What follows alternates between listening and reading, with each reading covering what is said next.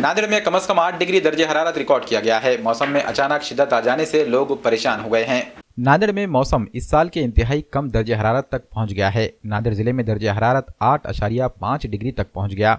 महकमे मौसमियात के मुताबिक इस तरह की सूरत हाल अभी मजीद 2 से 3 दिन तक रह सकती है। इसकी वजूहात का इजहार करते हुए महकमे के इंचार्ज ने MCN को बताया कि साहिली आंध्रा और तमिलनाडु के साहिल से हवाई तूफान के टकराने से मौसम में ये तब्दीली वाक़ई हुई है।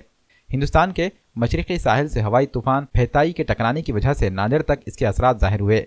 महकमे मौसमियात के मुताबिक नांदेड़ में इस तरह का मौसम मजीद 2 से 3 दिन तक रहेगा।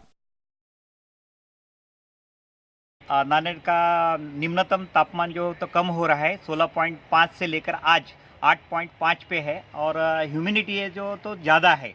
आज 80% ह्यूमिडिटी इस सीज़न की सबसे ज़्यादा ह्यूमिडिटी है।